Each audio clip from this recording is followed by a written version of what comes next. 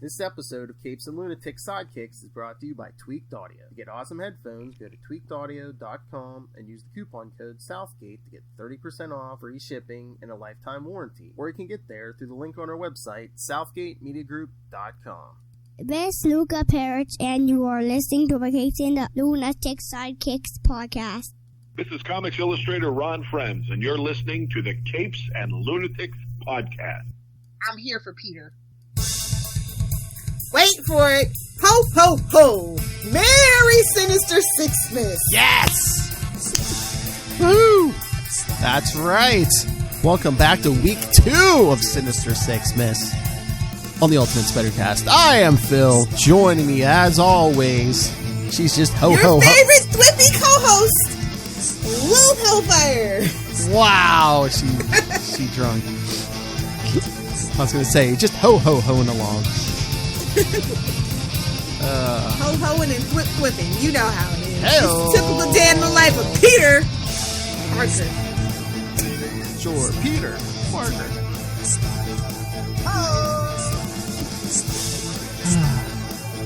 Flip him away downtown. Anyway, yes.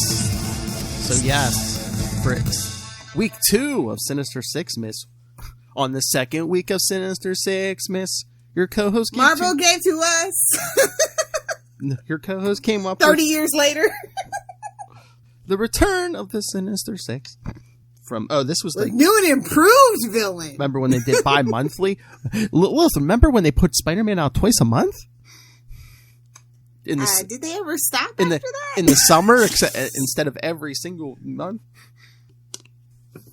So this is Return of the Sinister Six. Again, this is like the Return of the Mac. Oh wait, this isn't Legends. as we'll find out. Remember we did that annual one from 1964. Those 6 never reassemble. Well, again, one of them's dead, but they don't reassemble again until this one in 1990, early July 1990. It was such a horribly executed plan that no one attempted it for 30 years. What are you trying to say? It sounds like a horribly executed plan, Jan. Exactly. Just like in the continuity of the actual comic, they're like, we probably shouldn't try that again.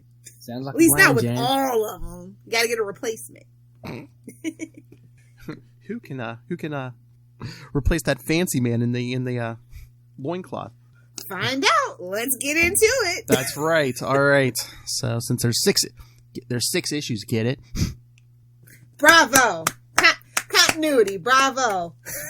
That's right. All right. So starts with Amazing Spider-Man 334. Oh man. Got David Michelini, writer. Eric J. Larson, penciler. J. All right, so it starts off with Secrets, Puzzles, and Little Fears. What is this, to hunt a killer? Hey-o! Who we love. Hearing rumors about a new superconductor being stored at a warehouse, Electro plans to steal the device. Using his electrical powers, he shorts out the security system and goes inside.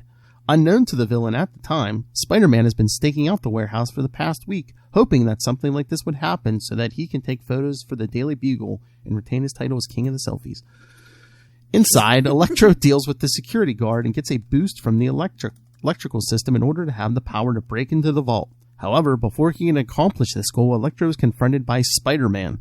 The wall crawler dodges his blast, making Electro run low on power. Starting to panic, the villain tries to boost his electrical power. Suddenly, metallic arms come crashing through the wall, and Spider-Man realizes, to his horror, that Dr. Octopus has arrived. Oh, so, in other words, the Doctor is in. Oh! While the Doctor uses his mechanical arms to keep Spider-Man at bay, Dr. Octopus tells Electro that he planted the story about the superconductor in order to draw Electro out to make him a proposition. With police approaching the... Wait, was it a particle accelerator? This isn't Arrow Season 2. With the police approaching, Electro asks Doc if he has a place for them to hide out. Dr. Octopus smashes the ceiling, revealing a hovercraft above the building. While Spider-Man is busy saving the security guard from falling debris, Dr. Octopus and Electro manage to escape. In the aftermath of the battle, Spider-Man wonders what he's gotten himself into this time. The next day, Peter Parker is at Empire State University assisting Professor Evan Swan. They're working on a project that could use the Earth's lie lines as a power source. Remember that, kids. In order to map those lie lines, they have been allowed by Concord Inc. and Stark Industries is allowing them to use their launching pad to send their satellite into space. Remember that. The satellite would then release a dye in Earth's atmosphere, remember that will allow them to map out the lie lines. Peter is concerned about how safe this experiment is, but he is assured by Swan's assistant, Anne Marie Baker, assures Peter that it is safe. The discussion is interrupted by a commotion outside the lab as people rush outside to catch a glimpse of Iron Man as he delivers an integrated reciprocator for Swan's project. After dropping the MacGuffin off, Iron Man heads off as he has Avengers business to conduct.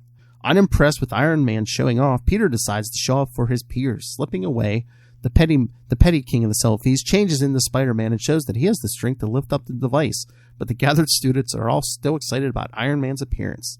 Spider-Man figures that he is so frequently seen on campus, the students don't pay him much attention. Meanwhile, at the Midtown Television Studio, where Secret Hospital is filmed, Mary Jane flubs one of her lines. It was bound to happen. This angers director Hal McGee. And did you notice how Hal McGee, doesn't he look like Guy Gardner? Oh no, first we had Bruce, now we have Guy. What's going on? Is this like an inside joke? His first name is Hal, but he looks like Guy. Everybody wants to be Hal. This angers director Hal McGee, who cuts the scene and begins ranting about working with rank amateurs and calls for a 5-minute break. Mary Jane is unimpressed with his He needed a Snickers, apparently. You're not yourself. With his egotistical attitude, but her co-star, Bree Daniels, tells Mary Jane that Hal is under a lot of pressure as his wife drinks like a fish.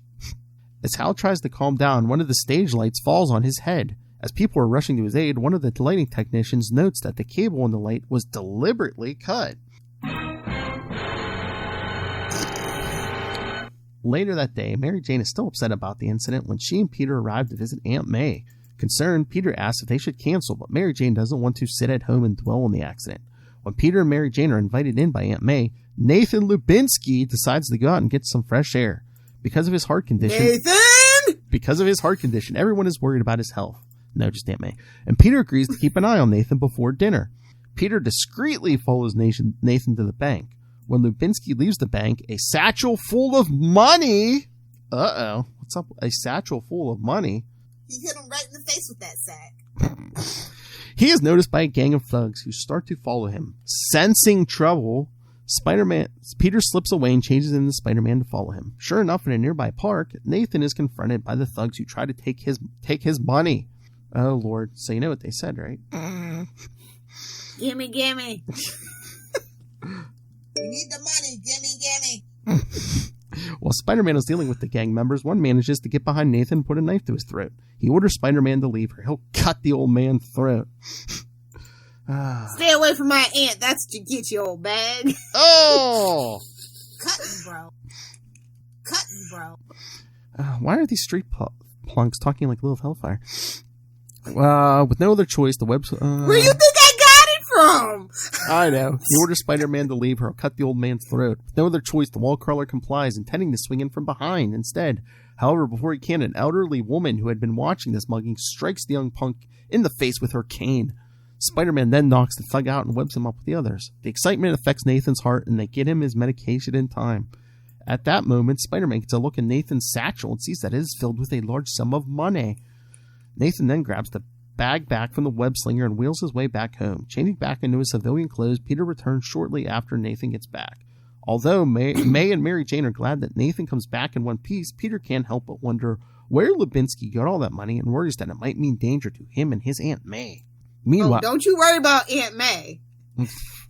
Oh, I was thinking about that. You know how you always say Uncle Ben is Mephisto? Oh, yeah. What if you got twisted? What if Aunt May's Mephisto? And she tricked them into making the deal. Oh, you're going to save me? Okay. That would be hilarious. Meanwhile, in Brooklyn, the Sandman is returning to his rented room when he is approached. Wait, are they getting sleep? I feel like they're not getting any sleep. No. He can sleep because no sleep until Brooklyn. Hold on. Enter the Sandman. Get it? It's a double. Suck it, Kona. It works both ways. Suck it, Kona. He's approached by Dr. Ock. Otto tells the Sandman that he has a job he wants him in on. However, the Sandman explains that he has gone straight and that he is not interested. However, sure, Jan. However, Dr. Octopus shows the Sandman a package that he mailed to Flint's porters, the Quesadas. He explains that it is rigged with a bomb that will explode once the package was opened. With the Quesada's life at risk, the Sandman has no choice but to join Dr. Octopus. When asked, Otto explains that he is preparing for the biggest caper of his criminal career, and in order to carry it out, he has decided to reform the Sinister Six. Okay, so things you need to know. Nathan's heart failure was diagnosed in what, 321? Something like that, yes. And then that gambling addiction that we discovered, that was Amazing Spider-Man 270 or 271. 271, right? Yes. And then the Marvel 2-in-1 number 86 is when Sandman, which is like, yeah, right. He decides to go straight. I believe that's after, like, remember that story we did where him and Hydra Man got combined? I think things got a little muddy. Yeah, yes. once he manages to extricate himself from that situation, he's like, oh. Yeah, you knew it wasn't gonna last. Although, you know what? Honestly, you could make Sandman sympathetic and give him the anti-hero. I'd root for him more than I root for Venom, and y'all know I love Venom when he leans into his evil ways. I don't really like anti-hero Venom. That's for sure. I don't think anyone trusted Venom at this point. Do they now? No, but I think Ock was like he can manipulate the others easier than Venom probably. True. Venom was still like somewhat of an unknown quantity. He wasn't showing up every 2 seconds. You know, he'd make his yearly or he'd make his scheduled arrival. He'd make a yearly appearance. It wouldn't be a pop over. It's like the family member. First. It's like the family member who only shows up on Christmas. You knew Venom was only going to show up once a year. I feel very attacked right now. Luca, Andy, Lilith can't come this year. But I mean, were they killing time with this? I mean, we got Ock and Electro in the beginning. We got Ock and Sandman in the end, but it was mostly just like, the Mary Jane drama and then the Nathan stuff. Yeah, they were killing time, but he's got other things going on in his life than just these damn wannabe supervillains teaming up. I can appreciate it. Oh yeah, I like the secret hospital subplot. Not gonna lie. Oh really? Yeah. Yeah, I mean, give our girls something to do. Exactly. See, that's the one thing about that they still struggle with Spider-Man is really fleshing his side characters out. Well, again, it's like, I mean, stuff moves so. But how much can you do with Aunt May? Like, I don't care that I didn't like the storyline where she was working at that center. Oh yeah. But Peace Center, yeah. Yeah, but Mary Jane definitely needs something else to do. She can't just always constantly be in his shadow. But at least back in the day, they only, people would pop up, even if it was just a page or two, like pretty much every issue. And these days, stuff moves so slow. It's like, when's the last time we saw Jonah? Exactly. I know. I'm like, hello? That in and of itself should be its own, honestly, y'all know how I feel about spinoffs and, all that stuff. But that should be its own book. Like, a once, every 2 month kind of book. Well, I think this year really hurt it too because they ended all the other books beside all the other side books, and it's like full what is that? It's called a backup story. Can we remember what those are? Modern comics. Thank you. And then we were supposed to get Nonstop Spider-Man, but now I guess it's not coming till January. And I'm okay with that. I don't know if I like that name, Nonstop Spider-Man. Just because Mary Jane muttered it once doesn't mean we have to name a book after it. Is this the sequel to Life with Spider-Man? Hey-o. But yeah, this issue was definitely a lot of setup. But like I said, there had some interesting side plots and stuff. So I was interested for that because the last time that we dealt with the Sinister Six, it was kind of all Sinister Six all the time, and it kind of that kind of got old because their dynamic are just Ren, you idiot! Well, every 2 minutes, every 2 pages. Well, at least it wasn't cash grab. I mean, at least this isn't cash grabby. Every other page wasn't. Hey, go. Oh, that first one here. There's Thor. There's this guy. I mean, everybody's got a monthly magazine. Hey, Iron Man showed up in this issue, and I didn't see one editor's note about hey, go check out Iron Man in his monthly book. At least they were small miracles. At least they were a little more subtle about it. It was the first one. What did you want? What did you expect? Them not to try to do a cash grab? That's true. It was Stan too. Exactly. The artwork was good. And I think my favorite one is where he's snapping the picture of where, monitor system's gone blank, where he's upside down taking Oh, yeah. And he's like, I'm getting more than I expected. I was like, what's the guy in the bathroom? At first glance, you can kind of think that. I'm just saying. Yeah, no, there's some... Yeah, I think that lots of good, panel construction and stuff, but... I love Otto in his white suit. They kind of gave him a better shoulder to waist ratio. They kind of snatched that waist in a little bit. Hey, working out. Hey, man! A nice suit can hide a lot of flaws. Just ask the president. Well, if his suit's ever fit and if his tie wasn't down to his dicky. Oh! Hey, you got to worry about that hair. It might decide to go. From it, hey, he has to worry about that hair. He might decide to get up one day and go home to its mother. Trump's too easy. I'm ready for the new president already. I got my Biden jokes locked and loaded. I am ready. I like that. I like that with Spider-Man swinging off. Yeah. Although the colors are so great in this one, by the way. Yeah, I mean, very vibrant. I'm trying to remember. Is this the very first appearance of Otto in the suit? I'm thinking it might be. I don't think it is. Is it? No, it might be. Might be why his waist is so snatched. He's been working out, been dieting. I think I like this. I like this take on Otto for sure. I don't know why they ever went away from that. Well, because now you might get him in the green jumpsuit again. It's like, why stick with the suits? Well, I think it depends on which Otto they're going for. Manipulative, maniacal, put him in a suit. Reminiscent of a businessman. If they want to take him back to his science roots, put him in the everyday. Green jumpsuit, working in a lab kind of vibe. Yeah, but it's again, it's I don't know. It's just if you can wear anything, it's why wouldn't you wear the suit? Sometimes he just wants to, be humble. I know. It's okay to be humble. Wait, Otto humble? Every now and then, you get glimpses. When he doesn't have his memory. I was gonna say, you think Charlie... when he's got a case of the Osborns. You think Charlie idolizes him because he's humble? No. Burn. I don't know who, but yes. Burn. All right, should we get to issue 2? Definitely. Oh, speaking of time wasters, look, it's our buddy the Shocker. Oh, you're gonna love the joke. I don't know if Ray left it in for when we did Isle of Ra, but we did. He was like, I should have joked that, because I said my number 1 pick may shock you, and he's like, is it a shocker issue? We know how you love Shocktober. No, I do know. I messaged him at one point. I'm like, oh, make sure you get in our new hashtag, Yes, I know. He told me, okay. And I did. Modern comics could never. I got to put up another post. I only did one of those. Yeah, I got to do... Oh, maybe this is something in this Sinister Six. All right.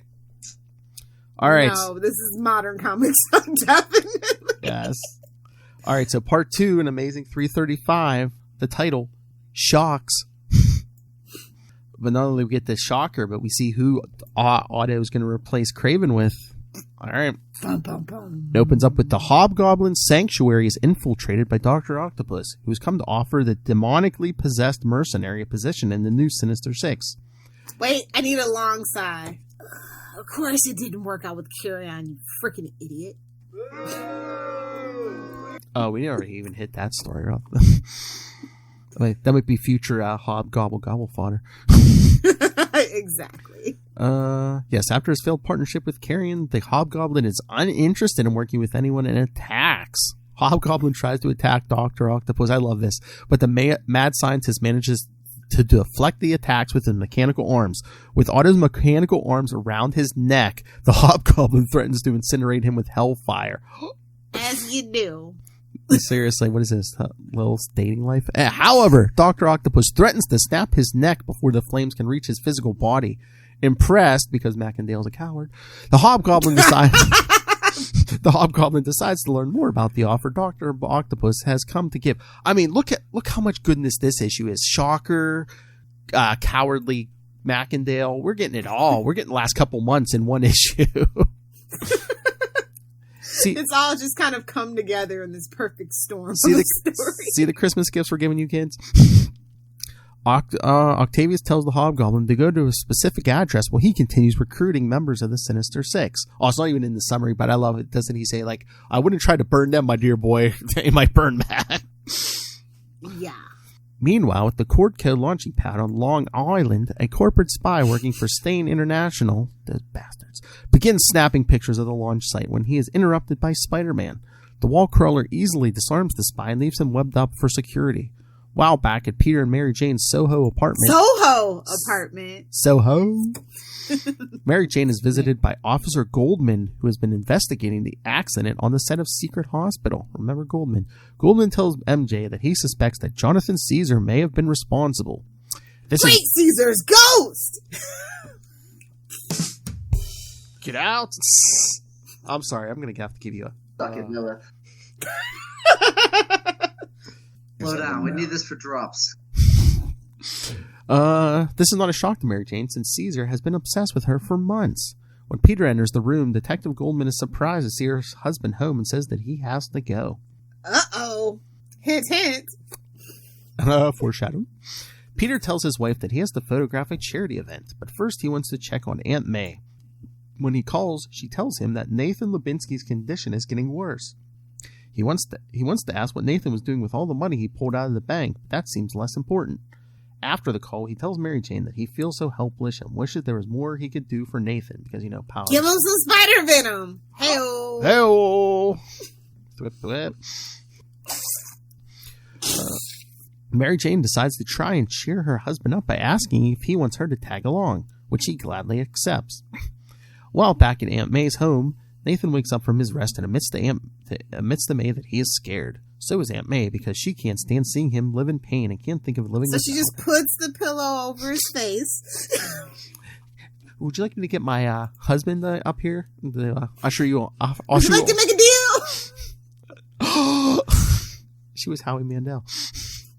Nathan assures her that she'll get by just fine, saying that he is assured that. On their way out of their apartment, Peter and Mary Jane run into Flash Thompson and Felicia Hardy. Yeah, that's right. Want a party? You boys want a party? I love the party. Oh, get it right. Hey, you boys, you look at the party? I love the party. I am God. They run into Yes, who ask if the couple want to hang out. Peter tells Flash about his assignment and agrees to hang out sometime soon. Alone again, Peter admits to Mary Jane that he feels bad for avoiding Flash since he started dating Felicia. However, he is concerned of Felicia's twisted scheme to break Flash's heart. Mary Jane... Bye, Felicia! They wish. Bye, Felicia! Mary Jane asks him if he's jealous himself of his ex-girlfriend dating one of his friends. Peter insists that his only concern is for Flash. Mostly. Mm-hmm. Soon, the couple arrives at Madison Square Garden, where Peter is photographing a performance being put on by Lilith's favorite superhero, Captain America. I mean, if it was, Chris Evans shirtless, sure, but, comic book Cap, no thank you. You want to give me a nice, clean Chris Evans can get it? Chris Evans can get it all day, every day. Oh, nice! Between the crowd cheering for Captain America and recognizing Mary Jane for her role in Secret Hospital gets Peter feeling left out again. However, he comes up with an idea and asks Mary Jane if she wants to meet Captain America. Using his press credentials, Peter takes his wife backstage. But when they arrive, Captain America has already left in a Quinjet. Suddenly, the room begins to shake and there is a large crash. With his spider sense blaring, Peter tells his wife that he has to go into action as Spider-Man. In the box office. Are you serious? Who do you think's trying to crack that safe, kids? The Shocker is trying to make off with the money gathered for charity. Oh, ripping off charity. Oh my God! Just how bad can it get? You're gonna be your retirement home is next to Uncle Ben. I'm telling you. Spider-Man interrupts him, and the pair come to blows. Their fight sends them smashing through the wall and into the middle of a rock concert. As the battle rages in the middle of the arena, the concert goers cheer Spider-Man on. While Spider-Man is saving... Like his wrestling days, see? While Spider-Man is saving the people from a falling scaffold, the Shocker tries to flee through the concession. There, Spider-Man finally gets the leg up by tossing a vat of popcorn butter onto the floor. Oh, what a waste of butter. What a waste of butter. Thank you for the drop. Causing the shocker to slip up enough to be webbed up by... I love that. Then the butter runs under his feet and he tries to blast. Spider-Man just goes flying backwards. Only the shocker, homie. This could only happen to him. I mean, it's not a banana peel, but it's the next best thing. Some marbles. Throw some marbles out there. Seriously. That evening on a lonely stretch of Pennsylvania Road, Phil was podcasting with Lilith. Exactly. Mysterio tests out his latest illusion, an earthquake simulation that will allow him to rob an armored car. He's interrupted by Dr. Octopus, who was able to track Mysterio, got Mephisto on the brain, I wonder why. By his cash transfers from... One more brand new day. Who was able to track Mysterio by his cash transfers from Atlantic City to Philadelphia. Offering him a position in his new Sinister Six, Mysterio isn't interested at first. However, when police cars begin coming their way, the pair hide out to avoid capture. With his current scheme compromised, Mysterio agrees to help. Thinking to himself, Dr. Octopus gloats over his current scheme will change the world forever. The next day at the Daily Bugle, Peter's headed into the office to deliver his photos of the charity show. There he overhears how police in Pennsylvania found Mysterio's holographic projector, recalling how both Electro and Dr. Octopus are also on the loose and worries that he may have more on his hands than he can handle. He's having flashbacks. He's like, not again! I went through this once when I was going through puberty. I gotta go through it again. With the student loan debt over my head. I don't know what I'm gonna have to worry about. Fighting 6 opponents at once, or Aunt May's gonna try to hump Ock's leg again. Such a polite man. Not handsy at all. Get out. All right, so what did you think of this one? Oh, dogs didn't like it. Wow. I like the shocker stuff. Everything else, kind of superfluous, to be honest. Again, yeah, I don't know if they were killing time, but I don't know. What did you think of Hobgoblin taking Kraven's place? Desperate, obviously. But, he is iconic, for better or for worse, within the Rogues Gallery, so it makes sense. Seriously. Doesn't mean we have to like it, but it makes sense. Seriously, yeah, Kraven's dead. I would have dug up Kraven's old body and reanimated before I called Macendale, but that's just me. Or, no one had created him yet, but tracked down one of Kraven's kids, even. Yeah, exactly. Mm-hmm. But, Calypso, I figure if you don't have a Kraven... Yeah, they need to put a woman in the Sinister Six, you know what I'm saying? Although he doesn't really have any good ones. And we didn't have a Green Goblin, so I guess Hobgoblin, yeah. Like I said, I don't think anyone... Yeah, like I said, he's iconic, unfortunately. Again, I think we mentioned it last time. Who else were they going to go to? The Chameleon? Which I don't think he is a Spider-Man villain, so... he's not iconic. Not a good one. Yeah. Mary Jane beat him as JMD Mateus exactly talking with him, yeah. Dummy. But yeah, this one felt a little not as well paced either. Yeah. And I'm kind of over I do like the way that they drew Flash and Felicia. I do. I love the outfits. Very, very early 90s. A lot of spandex. Yes. His and her spandex. Oh my god. He's got the little lightning bolts on his shorts. It's very cute. Or did you see where that arrow is pointing on the front of his shorts? Hell, the man, the myth, the legend. I wouldn't want to take directions from me neither. And also, I did enjoy the emotional scene between Ant-Man and Nathan. Yes. I did enjoy that. Thought that was very well done. But other than that, yeah, cannon fodder. Yes. All right, so should we get to the third one? Let's do it. All right, so we have 5. So who's left, kids? The Vulture. Squawk, squawk. Look at this cover. Someone dies. It literally says someone dies. It's no one you hear about. Spoilers. Oh!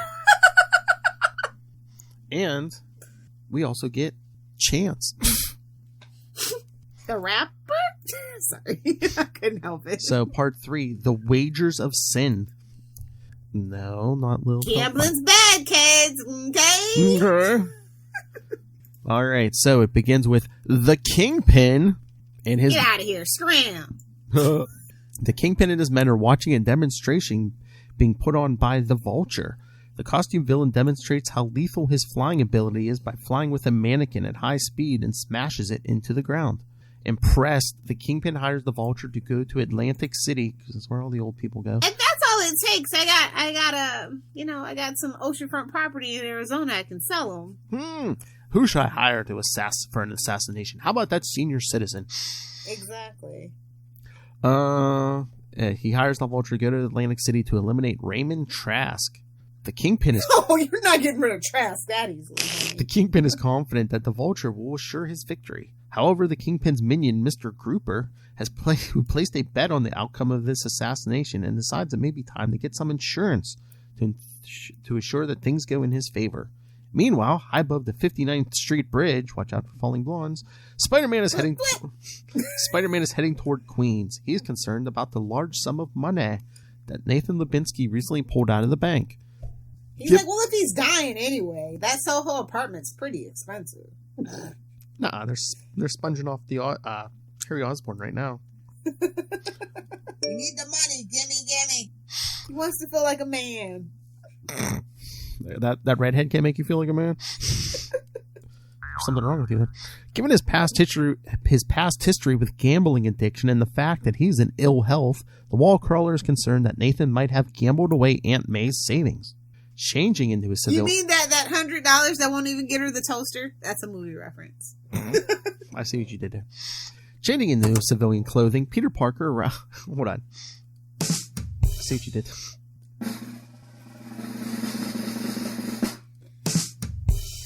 Peter Parker arrives at his Aunt May's house. Wanting to talk to Nathan, Peter asks his aunt to make one of her famous oat brand milkshakes. Was he constipated? Oh, honey. Emotionally or otherwise? Hey-oh. His uncle died. Don't you know that? He never mentioned it. Alone with Nathan, Peter asks about the money. Although he is shocked that Peter knows about the money, he assures him that the money is legally his, as he cashed out his life insurance. Peter is upset to hear this, especially since Nathan is terminally ill. However, Nathan tells Peter that it is his own affair. Before they can discuss it further, Aunt May returns with his shakes. At that moment, at the penthouse of Nicholas Powell, Mr. Grouper pays him a visit. He tells about the bet he made on the assassination of Raymond Trask and wants to hire Chance as backup, offering to pay him 10% of his winnings. Chance accepts the offer, although he finds the wager of money so unnecessary. While back in Queens, Nathan is in bed questioning his own mortality. Aunt May tries to assure him that he will be with them for a long time still, although she isn't... Sure, Jan. Although she isn't as confident as she wants to be and leaves him the rest so she can do some chores to hide the fact that she is in tears.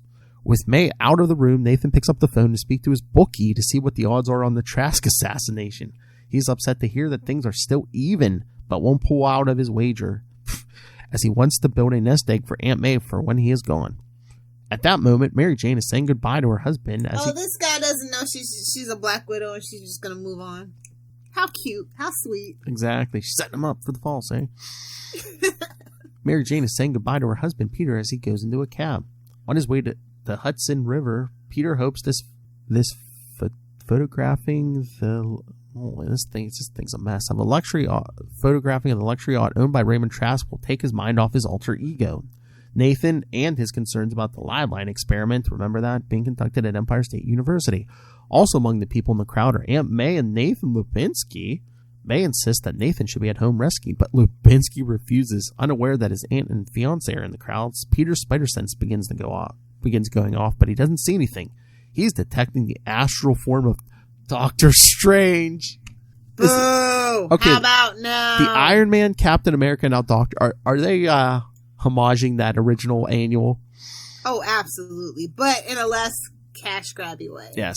Finding the events below to be trivial, because remember when Peter and Flash were fighting? Strange continues on his way. As soon as Strange is gone, Peter's spider sense stops and dismisses the warning. When Raymond Trask makes his appearance to the public, the Vulture attacks. Before the villain can harm Trask, Spider-Man swings in. When the Vulture tries to escape, Spider-Man tags along with a web line. The wall crawler then uses his strength to force the Vulture into crashing to the ground below. Before Spider-Man can wrap this up, Chance arrives and begins opening fire on the masked hero. Spider-Man quickly webs up Chance's weapons and helmet. Rendered harmless, Chance considers this mission a bust and flees before he can be captured. Can you show my favorite? Can you show my favorite panel? Oh no! Oh, that's your favorite panel? I was gonna say yes. All right, let's see. There we go. Bye, PETA. That's that John Byrne would approve. That's all I'm saying. Why? You're saying it's here? It's her duty to show that booty. Gotta sell these books somehow. We got teenage boys we didn't see. Anyway, where was I at? Chance running like a coward. By this time, the Vulture has recovered and grabs Aunt May as a hostage. As he takes to the air, Nathan Lubinsky leaps up and grabs onto the Vulture's back. This shocks the Vulture enough to put May down. Soaring high into the air, Nathan realizes how high up he is and begins to call for help. Soon the Vulture shakes Nathan free and Spider-Man has to break off his pursuit to save Nathan from falling to his death.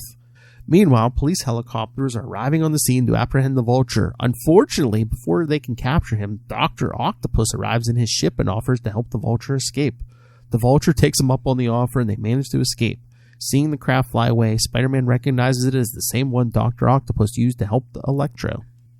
Seeing the crowd gathered around Aunt May and Nathan, Spider-Man realizes he has other things to worry about. On the ground, Aunt May tells Nathan to hold on as paramedics are on the way. However, Nathan... What? Let him die! However, Nathan is dying and he apologizes for leaving her with nothing. Aunt May's final words with him were how he gave her everything. Heyo. Ew. Don't worry. He'll be with your other husband. He'll be with your husband, keeping him company. They're going to reminisce about the old May stories. Again, they don't need to put this in the footnote, in the continuity notes. Mary Jane and Peter are referred to here as husband and wife. However, years later... Yeah, how dare you? How dare you? know! Yeah. Oh, I forgot about this. Although Nathan dies here, he's later resurrected in Clone Conspiracy number 5. Yep. Aunt May's like, I moved on. Come on. Oh, this cover is... the cover to this issue is a homage to Amazing Spider-Man 90. Really? Is that the death of Captain Stacy? Yeah, because remember he's holding him at the faces in shadow. Yeah. All right, so what did you think, Lilith Hellfire? Ding dong, the witch is dead. So Ew. there's that. Well, I mean, Nathan I've never cared for. We all know that. I know. Never really liked the boarding house thing either. It's like everything that they try with Aunt May, I'm just... bleh. Make room for Willie Lumpkin. Damn straight.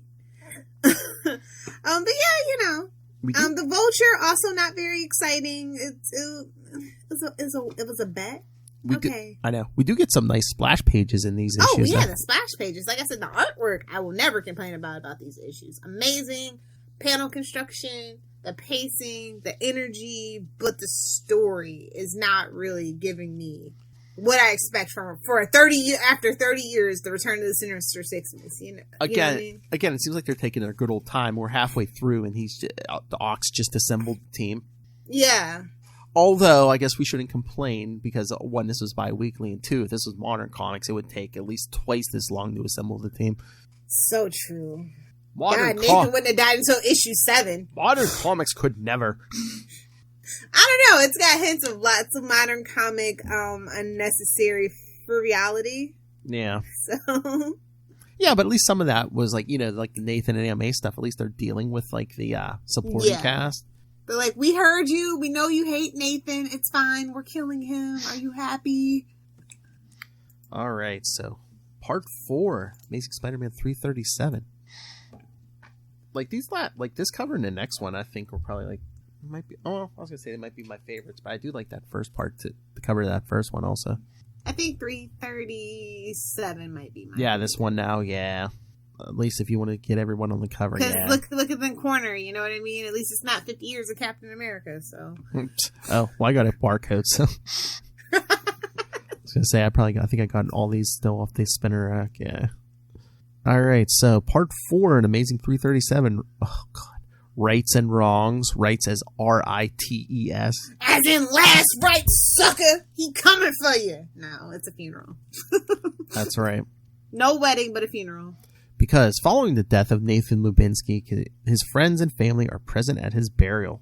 This includes Peter Parker, his Aunt May, and the former tenants of Aunt May's boarding house.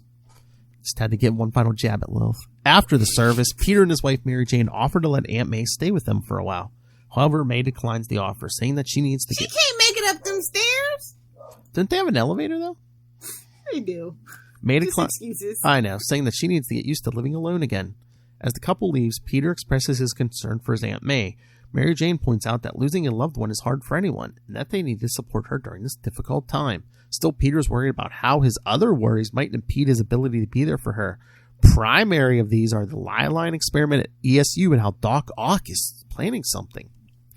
Oh, he's in school. That's right. College. Meanwhile, at a dockside warehouse in New Jersey, that's hive of scum and villainy, the newly reformed... I can't say New Jersey anymore without saying hive of scum and villainy. The newly reformed Sinister Six meets together for the first time. Dr. Octopus tells his allies that they are going to hold the entire world ransom. For $1 million. That's not a lot of money, Doc. He explains that Cordco Inc. is launching a satellite from their Long Island facility. Octavius intends to load the satellite with poison that could wipe out all life on Earth at the... Is it hydrogen gas? Okay, Charlie. Since he couldn't be here. Yes. The wipe out all life if the leaders of the world don't give in to his demands. Sandman doesn't want to be party to wholesale slaughter. However, Dr. Octopus insists that governments won't risk annihilation and then warns him what will happen. This is for before Trump. This is my last Trump joke. I'm sorry. It's the last one. When Mysterio asks how they are going to protect themselves from the poison, Otto tells Mysterio and Hobgoblin to steal a supply of Brundite from Empire State University that will make them immune to the poison. That was your fatal flaw. Had to send them to Empire State, didn't you, kid? No other college has it. Nope. He also sends Electro and the Vulture to get other supplies they will need for their operation. Oh, come on. You know ESU has a whole MacGuffin department. Yeah, MacGuffin department. College Come on. MacGuffiny. Seriously. While in Soho, Mary Jane tries to get Peter to make a decision on what to have for dinner, but he is distant. When she asks Peter what's wrong, he tells his wife to leave him alone. This comes as a shock to Mary Jane, who has never seen Peter so confused and never had a man refuse her advances.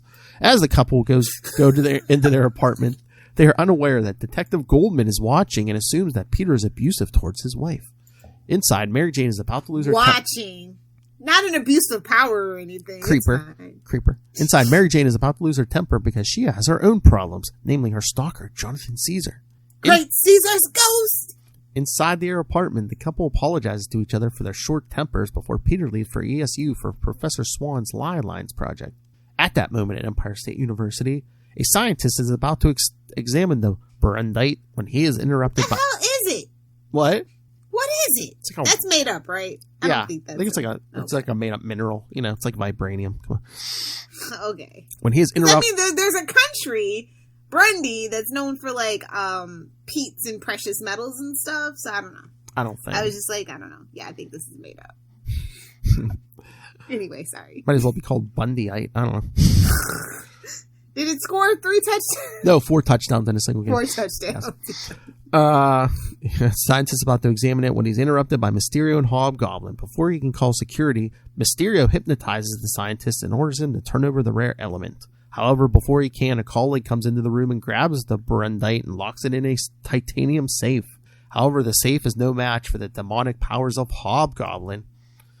As it so happens, Peter Parker is walking past the building and hears the commotion inside. Changing into Spider-Man, the wall crawler comes crashing in. Do you know how big New York is? Do you know how ridiculously how bad your luck has to be if you're a criminal and you run into Spider-Man? They came to his turf, Lil. Not the Fantastic Four, not the millions of other superheroes. Like, wow. Just move to Kansas, bro. They have banks in Kansas. That's all I'm saying. Yeah, so here's the commotion, changes to Spider-Man, and comes all splash paging in. Splash and stops Hobgoblin from harming some security guards. Spider-Man is surprised to see both Hobgoblin and Mysterio working together. Before he can stop... He's having flashbacks. I wouldn't want to fight all of us neither. Before he can stop them, Mysterio uses his illusions to make Spider-Man look like a bruiser threatening an elderly woman, allowing the two villains to escape. Once Mysterio's illusion wears off, the mob stops attacking Spider-Man. He then overhears someone talking about a radio report about an attack on Governor's Island. While in Greenwich Village, Flash Thompson and Felicia Hardy are walking through a neighborhood basketball court. Flash is telling her that he has never found the right girl until he met her. I feel the same way, Flash. You're perfect. This plays It was Felicia's turn to put on shorts, by the way. Hell, it's summer. Come on. This plays into Felicia's hands as she intends to break Flash's heart to get revenge against Peter Parker. They are interrupted by a gang who tries to mug them. Flash doesn't want any trouble and hands them Felicia's purse. Hardy thinks Flash is a coward until one of the muggers decides to try and rape Felicia. Yo. This pushes... How about some sugar? Like, whoa! And reaches... Calm down, 1990. Calm down. This pushes Flash too far, and he beats them all into submission. This comes as a surprise to Felicia, who had never had anyone stand up for her before. Yeah, because Spider-Man's never stood up for her before. Not in civilian life. That's why she is the way she is in her anti-hero life. He beat the crap out of Doc Ock for her. Women have short attention spans, Philip. It's fine. It's what have you done for me lately, okay? God. Any man brave enough. That's Outlaw Hellfire if you want to give it a shot. On Governor's Island, the Vulture and Sandman are attacking a military facility to steal an amphibious tank.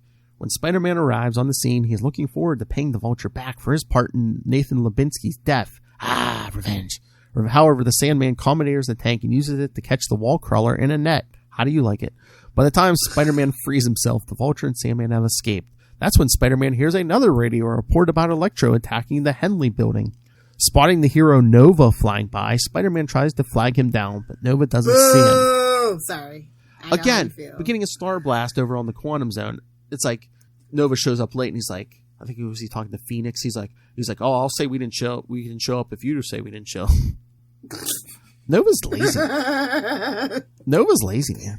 While at that moment, Jonathan Caesar finishes building a scale model of a ideal tropical honeymoon spot for when he finally forces Mary Jane to marry him. Speaking of rapey, assume that if she resists him, he can always feed her to the sharks. Feels bad, man. Feels bad. All right, Dr. Cosby.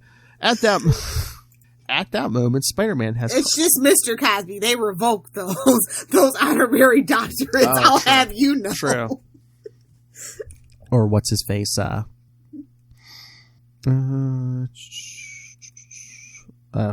Sharks, yes. Caught up with... Yeah, there you go. At that moment, Spider-Man is caught up with Electro, who is stored in a satchel full of plans.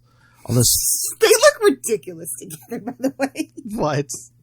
The whole like they don't have like a cohesive look, you know, like you can't be threatening when everybody looks so discombobulated, like they're not even together. That's all I'm saying. What, him and his little satchel? Yeah, the face with that sack. That's all it's good for. Whoa. Although Spider-Man causes Electro to spill the papers, Electro stuns Spider-Man and gathers up the papers, escaping in Dr. Octopus's ship. However, a scrap of the plans drifting in the air. Spider-Man grabs the scrap and discovers that it is a security diagram for the Cordco facility, leaving the wall crawler to wonder what their plans have to do with the Lifeline project. Worst luck ever. Back at their hideout, the members of the Sinister Six wait for Dr. Octopus to begin preparing the formula that will make them immune to the poison. Dr. Octopus then explains to them the next step of their plan: infiltrate the Cordco facility and put their poison in the satellite. Unknown to his allies, Dr. Octopus intends to betray them. Exactly! Didn't he screw you guys last time? As soon as they are... Come on! I don't think he really screwed them. It's just bad planning, but no. You know, there's no honor among thieves when it comes to the Sinister Six. Oh, yeah. It's just not. But this time, he's definitely intentionally going to betray them as soon as they are no longer of use to him. Big shocker. Any good notes this time? Oh, it's the whole Jonathan Caesar thing. I like the Flash and Felicia thing. I thought that was really sweet. Mm-hmm. Like, I like when they give Flash stuff to do. Like, I don't like when they try to, like... I like that they turned him into into Pete's, like, kind of friend. Because he needed a guy friend. And I like that they decided to go that way with Flash. He was friends with Harry, but he needed a guy friend. Okay, fine. Someone that didn't have, the Osborn genes. Amnesia, prone to living in Switzerland secretly for 20 years. Those. Just Osborn things. A weak... Crazy. A soft, rich man. I get you. But yeah, I think this is the moment Felicia falls in love with Flash. And you want to root for them. Felicia and Flash, how could you not? Alliteration, man. You remind me of my last boyfriend. I love when he beat people for me. Now, how to get that Venom suit back on you? Oh. Another nice splash page. Hey, it's a couple of things I don't like about the issue, but the artwork is not one of them. Oh yeah, get a couple splash pages. I like the Spider-Man and Electro for sure. Yeah. Where he's just like look like he's about to like slam his junk in his face. Well, Well, that's what it looks like. He hit him right in the face with that sack. Smash it. Oh, Death from above, you say? I was gonna say I have a new drop that I'm just waiting for the right moment to. All right, yes. Whose is it? Is it mine? Oh, or it's someone yours. Oh, it's yours. else's? Oh God. So yes, part 5, right? Part 5, yeah. From Amazing 338, Death from Above. From their stolen amphibious tank, Dr. Octopus raises the camera to show them the space satellite they intend to launch into space. He tells the other members of the Sinister Six that they will be replacing a special dye being used in line studies with a poison that could decimate all life on Earth. Sandman once again mentions his unease about the idea. Oh, gee. Electro suggests they get rid of Sandman as he could be trouble. However, Dr. Octopus assures him that Sandman will help them regardless of his feelings. While on the surface, Spider-Man stakes out the launching site, knowing that Dr. Octopus and his allies are up to something. However, he has been waiting long enough and decides to go, since he will be back tomorrow as Peter Parker to assist Empire State University in their line experiment. Again, bad timing. You know everyone's going to show up tomorrow. Leaving Long Island, Spider-Man decides to pay a visit to his Aunt May, who is still reeling from the recent death of her fiancé, Nathan Lubinsky. Arriving in Queens, Spider-Man changes into his civilian clothes and visits with his Aunt May. When he drops a cup of tea upon his arrival, she begins when he, but I think it was her, wasn't it? She begins chastising herself. Peter tries to comfort his aunt, but learns that she isn't sad about Nathan's passing, but angry at herself. Much to his surprise, Aunt May was wishing that Nathan would die. Just like you, Lilith. I told you, Aunt May's can't trust her, man. So he wouldn't suffer anymore, and that she feels guilty for feeling that way. I sent him to your Uncle Ben. Peter assures her that she has nothing to feel guilty about, as ending Nathan's suffering was only natural, since there was nothing else. It's okay that you just put the pillow right over his face. Uncle Ben caught him on his way down, don't worry. There's nothing else they can do to save his life. Later, Peter returns to Soho, and as he walks back to his apartment, he narrowly avoids getting struck by a falling chunk of concrete from the roof of a nearby building. With no time to change in the costume, Peter slips into the alley and scrambles up the side of the building. He finds nobody on the roof, but discovers that the chunk that fell was chiseled. Meanwhile, Mary Jane is in the apartment exercising while watching a daytime talk show where Mr. Fantastic is being interviewed about the Liline project being conducted by ESU. Oh, they snuck in another cameo. At least this one makes sense. He's a science guy talking science. Oh, yeah, and at this point, yeah, like, Mr. Fantastic is basically like the smartest man in the world, yeah. When Peter comes in He's reveling in it. When Peter comes in through the skylight, he tells his wife about how he was searching for someone who was trying to kill him. She's like, oh, again? She's like, same, sir, same. Sitting down with Mary Jane to talk about it, MJ wonders if this attempt on Peter's life wasn't the work of Jonathan Caesar. Peter doesn't think so, given that Caesar has never done anything so crude to eliminate someone in the... He was just talking about feeding her to the sharks. Don't tell me he ain't crude. Well, they don't know that. True. Meanwhile, back at their hideout in the hive of scum and villainy known as New Jersey, the members of the Sinister Six train together while Dr. Octopus works on the poison that they are going to put on his satellite. When the Hobgoblin checks on the status of the poison, he learns how incredibly deadly it is. While Otto is distracted with his work, he fails to see the Hobgoblin grab a vial of the poison and pocket it in his satchel. He hit him right in the face with that sack. The next morning, Peter and Mary Jane depart to start their days. Right in the face with that satchel, sir. Well, you know it's in that satchel. Pumpkin bombs, right? A couple of bowls down the gob. Just get your glider and go, homie. Get Hey-o. your glider and go. The next morning, Peter and Mary Jane depart to start their days. Although Mary Jane tells Peter that she's going to a rehearsal for Secret Hospital, she actually goes to a gun shop where she purchases a .38 special. Small, compact. It's a good choice. Small, Now, did she get a carry? I want her to be responsible gun owner. small, compact, and deadly. Sounds like someone I know. At that moment at Midtown Hospital, Jonathan Caesar pays a visit to Secret Hospital Director Hal McGee.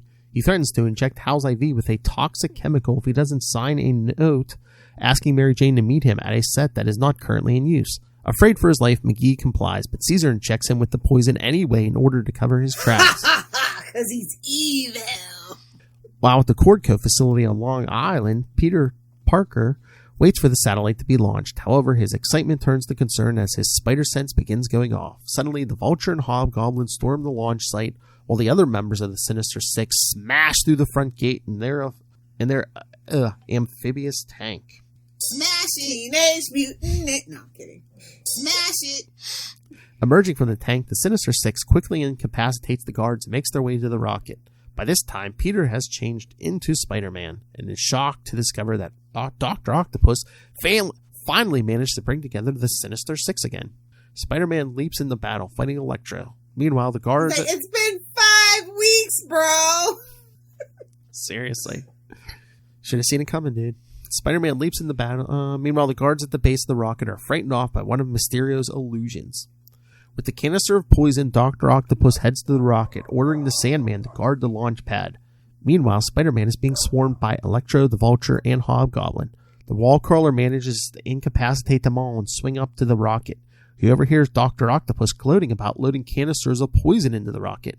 However, when he tries to stop Otto, when his webbing begins to melt thanks to Mysterio, the web slinger falls onto the Sandman. However, when Dr. Octopus goes down to try and kill the hero, Sandman refuses to allow him to do so.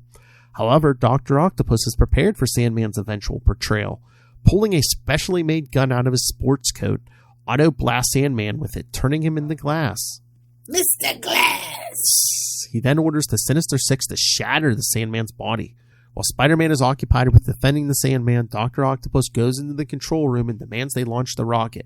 When the technician refuses, Otto kills one of them to ensure the others follow his orders.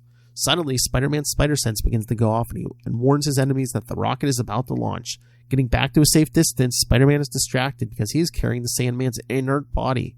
This leaves him vulnerable to Hobgoblin, who sprays his vial of poison gas in the wall crawler's face, leaving him for dead.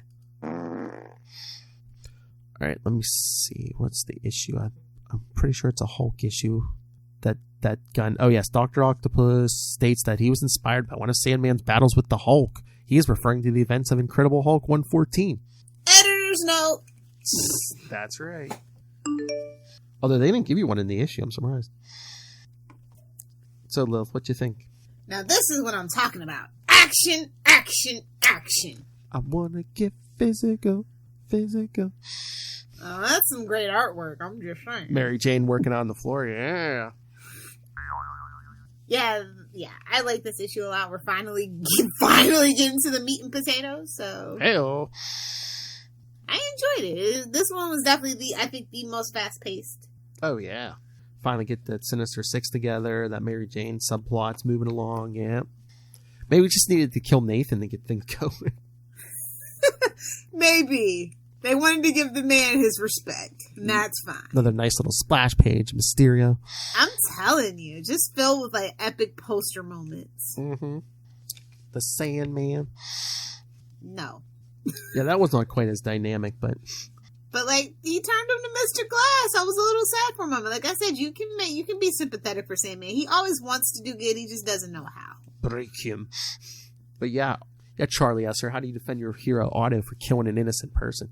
Well, none of them are innocent. Well, no, not Sandman, but the technician who, he's like, launch the rocket. They're like, no, and he snaps the guy's neck. He's like, okay, do it now. It's called collateral damage. And again, I know Spider-Man was all worried about shattering Sandman's body, but why?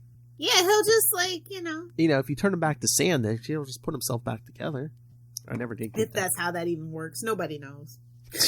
Well, when he's sand, writers don't know. We don't know. When he's sand, he can put himself back together. So I don't know. Can you revert Glass back to sand?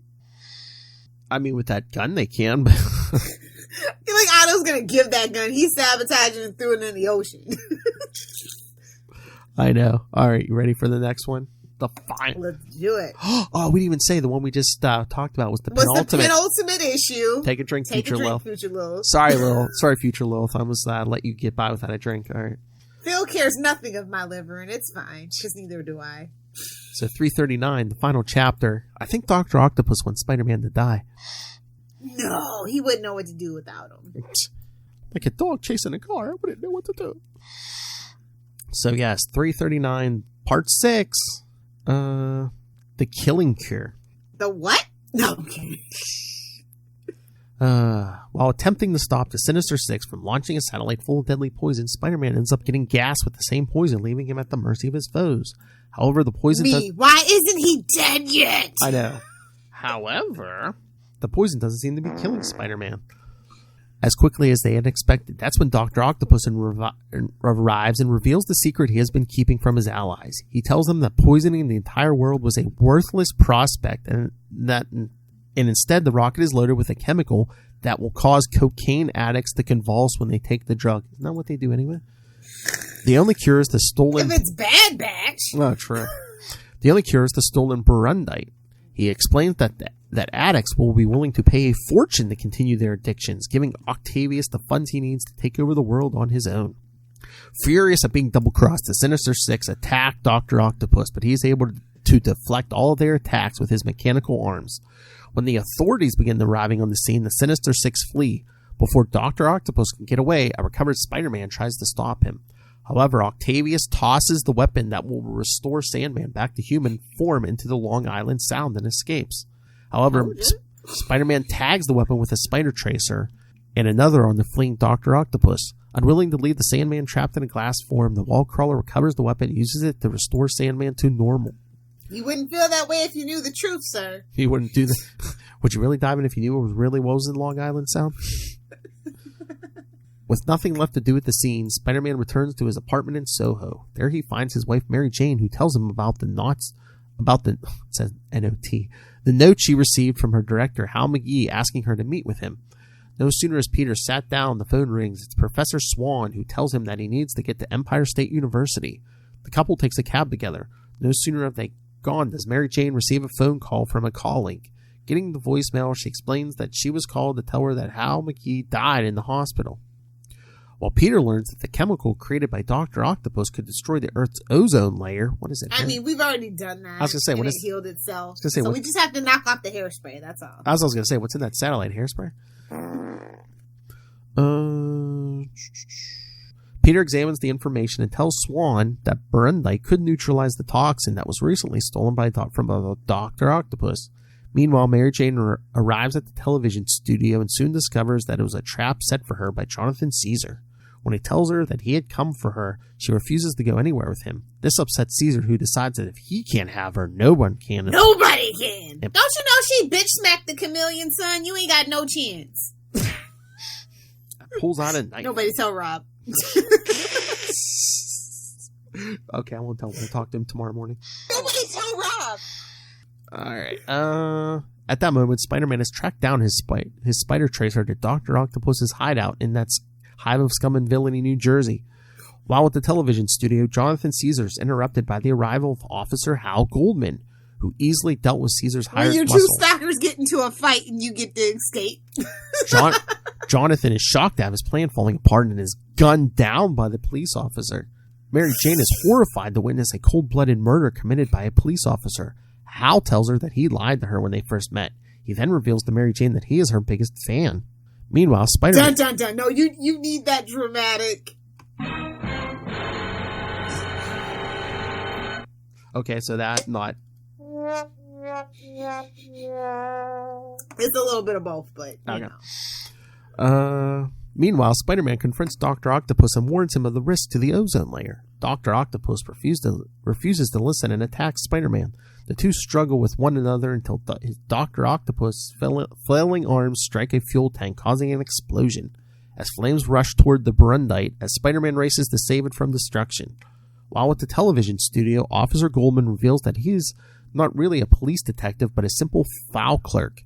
He explains that he is a... Ooh! He's about as bad as those guys that pretend to be military guys for first-class flights. Ooh! Burn. He's a huge fan of Secret Hospital, and after reading the file when Jonathan Caesar decided she needed protection. He then revealed He's the one that ran over that elderly woman. I believe that was like it was like an issue 2 before this arc. Yes. He dropped the spotlight on the director's head, and he also attempted to kill her husband because he thought mild-mannered Peter Parker was a woman abuser. Yep. Okay. Realizing she's dealing with another stalker, Mary Jane warns Goldman that she has a gun. Janie's got a gun. However, Goldman knows she is bluffing because there is a wait period to purchase a gun. She tells Hal that she doesn't want his protection. Disappointed by this, Goldman decides that he will have to kill... Oh, man. Now the other stalker decides to kill her. Poor kid can't catch a break. Again. At that moment, Spider-Man has saved the Burundite from the flames. This convinces Dr. Octopus that Spider-Man was telling the truth and vows to get his ultimate revenge against Spider-Man for... It says get his revenge at another time, but I'm assuming save it for another time. As Dr. That's what she said. Hello! Okay, that's good. That deserves that. Suck it, Conan. There's your cookie. As Dr. Octopus flees, Spider-Man rushes to Empire State University with the Burundite. While at the television studio, Mary Jane tries to stall for time. She tells Hal that when he kills her, they will have to change the story arc for Secret Hospital and asks him if he'd like to hear what they were planning on doing. Hal falls for this, allowing Mary Jane to get close enough to spray him in the face with her hairspray. There goes the ozone layer. Oh, your husband's hard work. Anything to save a redhead, I'll allow it. Hell. While Goldman is blinded, she needs hairspray. You see how big that hair is? Exactly. While Goldman is blinded, she hits him so hard she knocks him out. Gives him the chameleon what for? With her purse. What you have in there? Some spare change? Didn't get to the bank yet? Jeez. While Goldman, at Empire State University, Spider-Man assists staff in creating a device that will release Burundite in the Earth's atmosphere, neutralizing Dr. Octopus's deadly chemicals. In order to get it into space, Spider-Man is called in. We're calling Thor, baby! Get it? Last cameo. Now our references are complete. Last cameo. See, they did it in the first issue, in the original, they saved it for the last, in this one. Ooh. No Ant-Man and the Wasp this time? No X-Men? They're busy. Well, they went with Avengers and Doctor Strange. The people that actually need help selling books. Just saying. Not true. Spider-Man is called in Thor to assist them. The Thunder God flies into orbit with the device and activates it, saving the Earth. Seeing that Spider-Man isn't cheering over their victory, Thor asks him why. What thou? The Wallcrawler explains that he is too busy worrying about what would have happened. No, he says, "Oh, what if?" Get it? Gonna plug that book too. Did they ever write that what if? That would have been the funny thing. I think that's a Charlie Esser. That evening, Peter returns to his apartment to find Mary Jane waiting for him in the dark. When they both say they couldn't believe the day they had, the two can't help but laugh and hug each other. And that's why a marriage counts. We don't want them living in sin. I was gonna say, that's right, kids. When a man and a woman laugh together, hug each other. I won't say what kind of hug. All right, Lilith. She was waiting in the dark. Just saying. All right, Lilith. What did you think of this final? This is the best one, but I don't know. This felt like an episode of Austin Powers. Yeah, it was baby. Just bungling idiots. I did like the Mary Jane stuff the most, though, because she's a self-rescuing princess. Yes. And I appreciate that they gave her that time to shine. I mean, the Ox stuff was good, but like the rest of the Sinister Six stuff was sadly... Like, he doesn't need them. Stop it! It was like anticlimactic, because he was just like, yeah, here's my plan. Oh, here, the cops are coming. You guys, scram, get out of here. See you later, bunkies! Exactly. And Sandman, you're the worst of all. Your new name's Mr. Glass. See you later, bunkies. You know who I was waiting for? I was waiting for someone to call in the Navy. Seaman! Pull yourself up and slip into it. Oh, that was the shocker, did. Yeah, I was going to say, somebody definitely did do that. But yeah. It's the best issue out of the bunch, though, for me. The Mary Jane stuff was good. I'll get our Doc Ock splash page. Shiny, sparkly, quantum tentacles? I don't think those are tentacles. Oh, but they are. Why are you stalking me? Look at the outfit I wear to work. Why would you stalk me? But yeah, the hairspray is justified. Look at that hair. If you can't get a hold of bear spray, you can always have hairspray. Oh my god, if you put that straight up, she would be Marge Simpson. I don't think she has bunny ears she's trying to cover, though. Only real 90s kids know that reference. But seriously, you're a woman. You could tell. I mean, she literally takes them out with that purse. What's in that purse? A brick. It would seem like it. Well, no, honestly, I think that was like a thing back in the day. That that's why the purses were so big. They would put a brick in it in the urban cities. That's true. You never knew when Venom was going to show.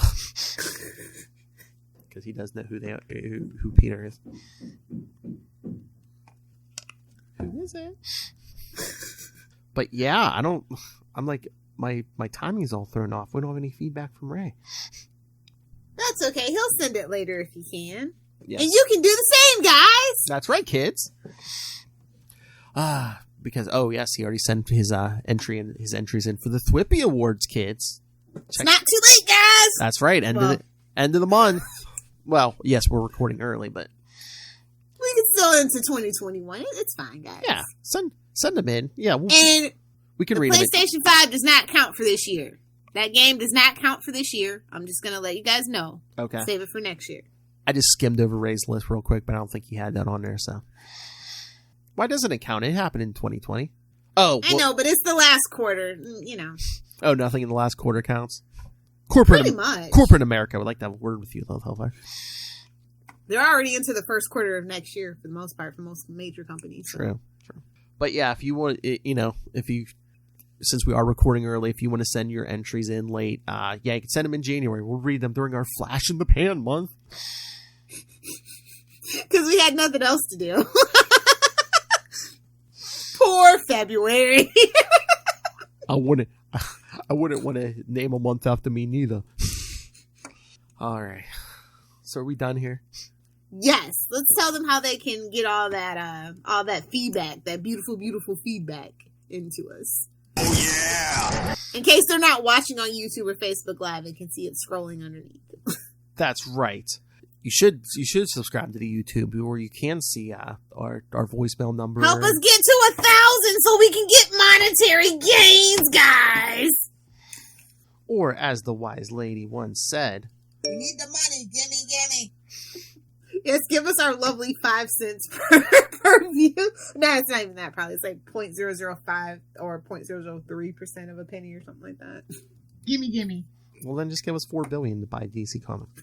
Gimme. Oh God, can a real life Bruce Wayne please give us some money? All right, I'll take it.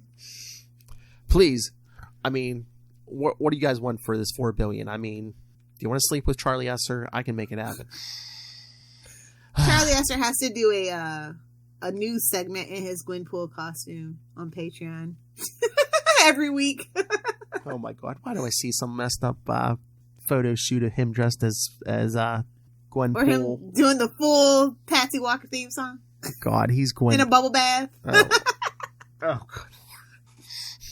Oh my God, he makes One of my favorite YouTubers, actually, their backup channel. They do it in the bathtub. They do every Saturday they do it like at late night in the bathtub, and I find it hilarious. I'm that kind of freak. Anyway, so yes, I think we've given you enough nightmares. So send your thoughts again on this Sinister Six. Next week we're going to be covering, Spider-Man 18 through 23, The Revenge of the Sinister Six.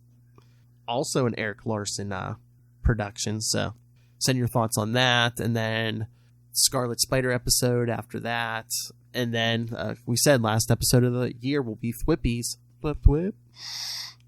So send your thoughts on everything. Maybe I'll start putting that list up for January because, like we said, Flash in the Pan month. Some of the not so great Flash Thompson story. We don't want them looking too heroic. Anyway, so email us capesandlunatics@gmail.com or call the voicemail 614-382-2737. That's 614-38-CAPES. And remember to follow Ultimate Spider-Cast on Facebook, Twitter, Instagram. You can follow our Facebook group, Web of Spider-Man. We just cracked 500 members today. Woohoo! Look at us go! I think we were at 503 last I looked. Yes. So get in on the get in on the thwipping action. That's right. You're thwipping right, Lilith Hellfire. Oh, that's our new. That's our new thing. See, Rob, if we can't swear, we'll just use thwipping. We need a word for every show. Send us your Batman words that might sound 30, but they're not. But you can find links to all of our social media, our YouTube, our Patreon, our merchandise. I know the one for Superman. That Mixel Pixel. You're Mixel-Plixin, right? Anyway, so find links to everything all in one convenient place. That's Linktree, linktr.ee/capesandlunatics. And remember to support the sponsors, Tweaked Audio. Get yourself some Tweaked Audio headphones. Hear those stalkers coming. And also, get yourself, Mary Jane should have did this, go get Hunt-A-Killer. Because, guys, let's just try to stay in the house. I actually want to go to a bar in 2021. So, for the love of God, just stay home with your family. Get a escape room in a box. Have some fun. Use your brain. You hit him right in the face with that sack. That's right. And for those of you who like to read, go pick up Pod Life the book. Nerds! Oh, shut up. You don't like to read. Pod Life the book. Volume 1, now digital paperback, audio version coming soon. Volume 2 coming soon. So get in on the... I got to do 5 more books to crack the 300 number for 2020. So, yeah. There you go. Anyway, so get all that and more. Hey, Black Friday is coming. Holidays are coming. We're in the middle of Sinister Sixmas. So... Oh, yes, that's right. Hey, Christmas shopping. It's not too late to get your Christmas shopping done. We have a nice gift guide as well. We're not recording this ahead. No! That's right. Christmas is just days away, so you really need to get on Amazon. And when you do, use the code for Southgate Media Group right down there in the show notes. Please, please, please help us support this show, this thwipping show, this thwipping network. And that thwipping guy. That Master Thwipper, Rob Master Doom Southgate. Make it rain, so says Master Doom. What did you say? We said thwipping. We only said thwipping. We're only talking about Spider-Man. Thwipping is a medical term, isn't it? All right, Lilith Hellfire, where can people find you? If you nerds want to find me on the thwipping interwebs, you can find me on Twitter at Lilith Hellfire, on Instagram at Lilith Hellfire86 for boring life stuff. So if you like doggy pictures and smoothies, that's the place to go. For the memes at Lilith Hellfire69, and of course become a part of my TikTok gang with Phil and Marnell at Lilith Hellfire69. Never know when I might post. I'm 12 when you need me to be 12. But she'll never show her face. Not in the face. Oh my lord, I can't wait for this episode to go up. So I'll get it. I'm just waiting for the message from Ray. I love this thwipping episode. Yes. All right, everyone. Flipping modern comic books could never. Oh! Nice. All right, everyone. Thank you for joining us. Come back next time. Revenge of the Sinister Six as your Sinister Sixmas continues. But until next time, thwip and swing on back. Thwip, thwip, thwip. So you know, under the new rules, you're just like swearing up a storm at the end of the episode.